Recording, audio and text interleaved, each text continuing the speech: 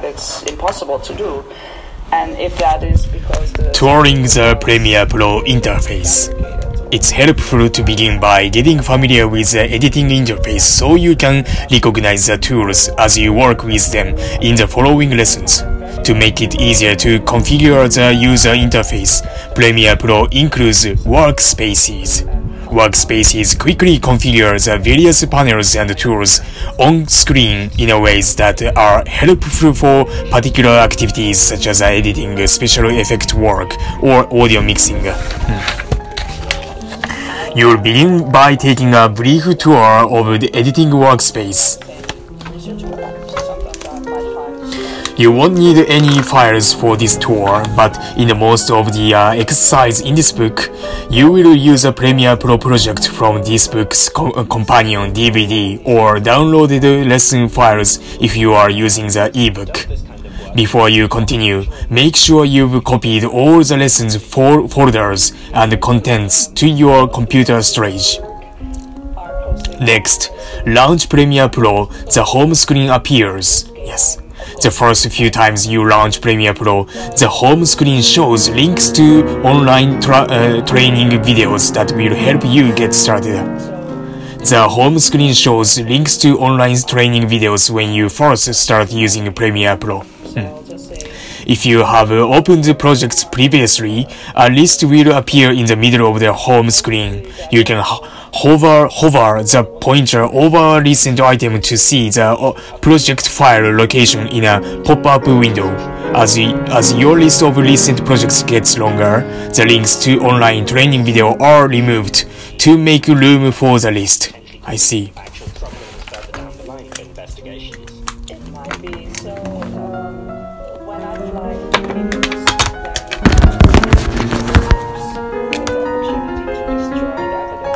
A Premiere Pro project file contains all your creative decisions for a project. Links refers to as clips to your selected media files, sequences made by combining those clips, special effects setting, and more. Premiere Pro project files have the extension .prprj. Whenever you work in Premiere Pro, you will be making adjustments to a project file. You need to create a new project file or open an existing one to use Premiere Pro. There are a few important buttons on the home screen, some of which look like text but can actively be clicked. Look out for the text that works as a button in the Premiere Pro interface. New project. Create a new empty project file. You can name a Premiere Pro project file anything you like, and it's a good idea to choose a name that will be easy to identify later. In other words, avoid using the name New Project. Yes. Open Project. Open projects enable you to open an existing project by browsing your storage drive for the project file. You can also double-click an existing project file in the macOS Finder or Windows Explorer to open it in the Premiere Pro. Home takes you back to the screen if you have clicked Sync Setting or Run. Okay. Sync Setting allows you to synchronize your user setting across multiple computers. Open Premiere Rush project opens an existing Premiere Rush project in a Premiere Pro. Any project you created with Premiere Rush will be available here as long as you used the same login as for Premiere Pro. Try opening an existing project. 1. Click Open Project. 2. In the file navigation dialog box that appears, navigate to the lesson folder. Then double-click the lesson 001 PRPROJ project file to open the first lesson. Leave the file open for the next exercise. Okay. Note: It's best to copy all lesson assets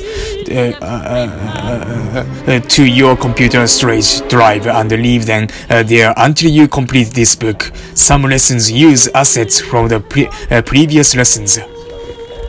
After you open an existing profile project file, a dialog box may open asking where a particular media file is. This will occasionally happen when the original media files are saved on the storage drive or a drive letter different from one you are using. You'll need to tell Premiere Pro where the file is. In the dialog box that prompts you to link the media file, you'll see a list of missing items with the first already highlighted. Select Locate at the bottom right. At the top of the Locate File dialog box, you'll see a last path. That's the last known location for the file, and path. That's the current location you have browsed to. Yes. Using the folders on the left, navigate to the lesson/assets folder and click Search at the bottom right. Premiere Pro will locate the missing file and highlight it on the right side of the windows. Select the file and click OK. Premiere Pro will remember this location for other missing files and re-link them automatically without you needing to link each one individually. The city also sees brief spikes in particulate matter that sometimes reach 10 times average levels. To get an idea of what was causing these spikes, a team of researchers looked at the type of particles they contained and when they were detected. They found that these pollution